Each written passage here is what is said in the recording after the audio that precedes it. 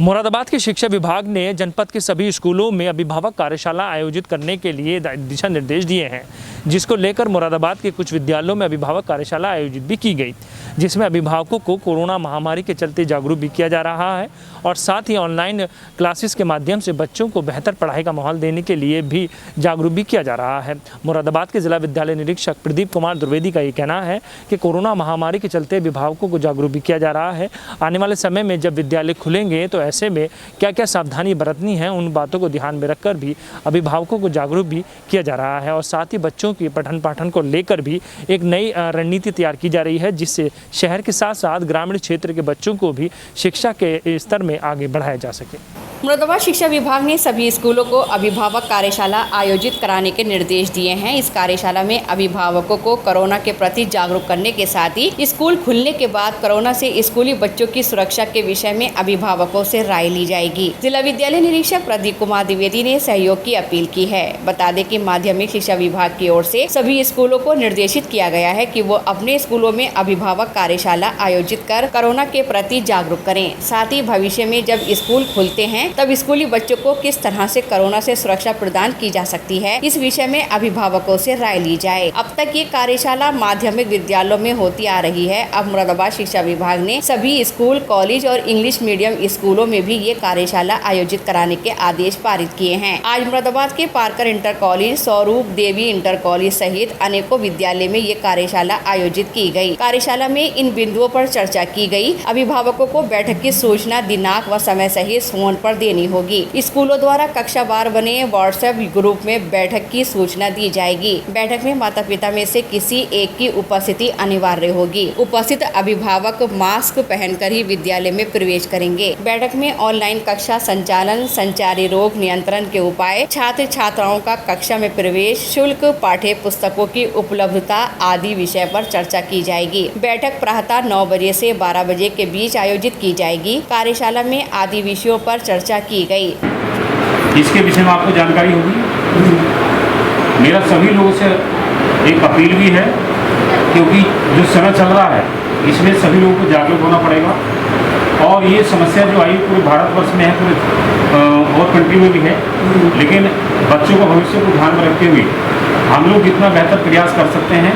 Online माध्यम से, virtual class हम चला रहे हैं, गूगल मीट हम चला रहे हैं। अभी हमने 4-5 रूम तैयार कर रहे हैं जिसमें कैमरे की व्यवस्था सही सी हो, जिससे कि पूरा बोर्ड पर टीचर पढ़ाएं और बच्चों को पूरा प्रॉपर उनको ज्ञान मिले उस चीज़ का। और हमारा प्रयास है पूरा, और आप लोगों से भी निवेदन हमारा है कि आप लोग जरा बच्चों को एंड्रॉइड फ़ोन घर में अगर नहीं किसी में है तो वहाँ पर व्यवस्था कराएं, ताकि देखिए कभी भी होता है घरों में एक फ़ोन होता है, बच्चे का टाइम टेबल कुछ और है, तो उसके लिए सभी को एकजुट मेहनत करनी पड़ेगी, जिसका परिणाम आप देख ही रहे हैं। और आने वाला समय सिटी चैनल संवाददाता से बात करते हुए जिला विद्यालय निरीक्षक प्रदीप कुमार द्विवेदी ने बताया कि बच्चों की पढ़ाई का नुकसान ना हो और विद्यालय में पढ़ाई का माहौल बने, जिसको लेकर काम किया जा रहा है। साथ ही अभिभावकों को जागरूक करने के लिए कई महत्वपूर्ण कदम भी उठाए जा रहे हैं। इस अवसर पर उन्होंने सभी से सहयोग की अपील की। देखिए, प्रदेश सरकार जो है वह बच्चों की शिक्षा को लेकर के अति संवेदनशील है और हमारे उप मुख्यमंत्री जी के और अपर मुख्य सचिव महोदय के नेतृत्व में इस कोविड के संक्रमण में बच्चों की सुरक्षा को दृष्टिगत रखते हुए इसकी पूरी कार्ययोजना शिक्षण की तैयार कराई गई है। इसमें एक तो कक्षा 9 से 12 तक का जो पाठ्यक्रम है वो 30% कम कर दिया गया है और उसके बाद जो बचा हुआ पाठ्यक्रम है उसको 3 भागों में बांटा गया है। पाठ्यक्रम का वह हिस्सा 1/3 जिसके लिए वीडियो लेक्चर तैयार कराए जा रहे हैं पूरे प्रदेश के अध्यापकों द्वारा अलग अलग विषय आवंटित करके, और वह कक्षा 10 और 12 के जो वीडियो लेक्चर्स होंगे, लाइव क्लासेज होंगे, वह दूरदर्शन के नेशनल चैनल पर प्रसारित किया जाएगा। उसके लिए टाइम स्लॉट अलॉट हो रहा है, 2-3 दिन के अंदर इस पर स्थिति स्पष्ट हो जाएगी। और कक्षा 9 और 11 के जो क्लासेज हैं, लाइव क्लासेज, वह स्वयं प्रभा चैनल पर प्रसारित किए जाएंगे। और यह जो प्रसारण है वह सोमवार से लेकर के शुक्रवार तक हफ्ते में 5 दिन किया जाएगा और प्रतिदिन 4 कक्षाओं का संचालन किया जाएगा। जो पाठ्यक्रम के प्रारंभ से लेकर के अंत तक मासिक माह वाइज पाठ्यक्रम का विभाजन किया गया है, उसके अनुसार वीडियो लेक्चर तैयार कराए गए हैं। तो यह व्यवस्था सरकार द्वारा कराई गई है। इसके अलावा हम लोगों ने विद्यालय स्तर पर सभी कक्षाध्यापकों के व्हाट्सएप ग्रुप बना रखे हैं और उस व्हाट्सएप ग्रुप के माध्यम से जो हमारे दूरदर्शन पर या स्वयं प्रभा चैनल पर जो क्लासेस चलेंगे उसमें जो बच्चों की क्वेरीज होंगी वह व्हाट्सएप ग्रुप के माध्यम से बच्चा अपनी क्वेरीज को क्लियर कर सकता है। इसमें हम लोगों ने ऐसे बच्चों को भी टारगेट किया है, चिन्हित किया है, जिन बच्चों के पास न तो मोबाइल फ़ोन है और न तो टेलीविज़न की सुविधा है। ऐसे बच्चों को चिन्हित करके हम लोग उसी गांव में अन्य बच्चे जो उस विद्यालय में पढ़ते हैं, जिनके घर दूरदर्शन की सुविधा उपलब्ध है, उनके साथ क्लब करके उन बच्चों को पढ़ाने की सुविधा हम लोग उपलब्ध कराने के लिए काम कर रहे हैं। इसके अलावा हर विद्यालय में एक हमारा एकेडमिक कॉर्नर बनेगा, जिस कॉर्नर में बच्चों के लिए पढ़ने के लिए पाठ्य सामग्री भी उपलब्ध कराई जाएगी और पत्राचार के माध्यम से ऐसे बच्चे जिनके पास कोई सुविधा नहीं है, गांव में भी कोई रीच नहीं है, ऐसे बच्चे विद्यालय के संपर्क में रहेंगे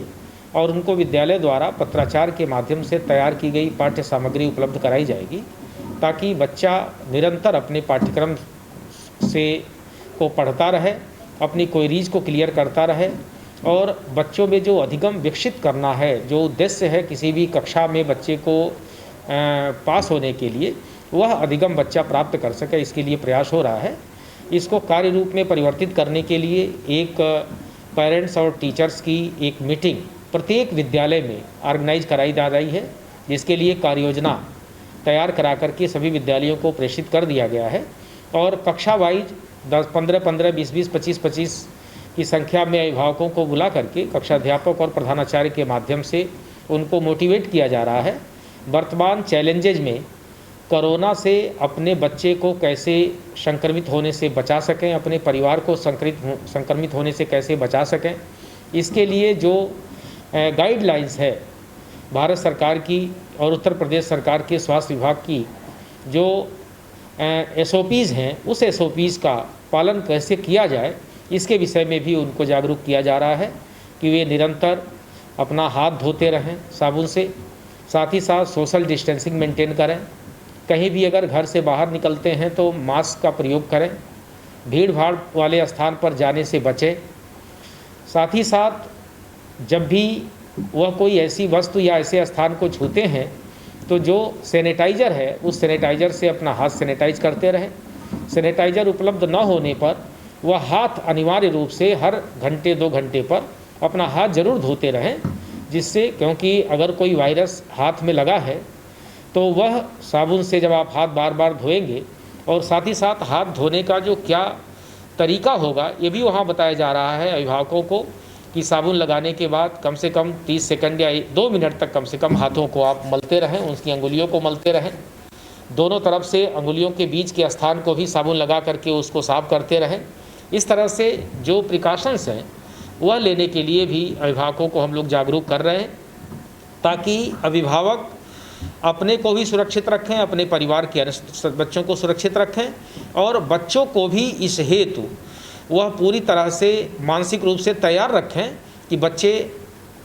इस परिवेश में कोविड-19 के इस संक्रमण काल में भी अपने को सुरक्षित रख सकें और जो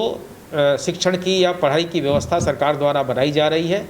जिसका कार्यान्वयन हम लोग विद्यालयों में कराने जा रहे हैं, उसका वह अच्छे ढंग से बच्चे उसका सदुपयोग कर सकें और बच्चों की जो ऊर्जा है, सकारात्मक ऊर्जा में वो परिवर्तित हो सके और बच्चों का सर्वांगीण विकास हो सके, यह उद्देश्य है।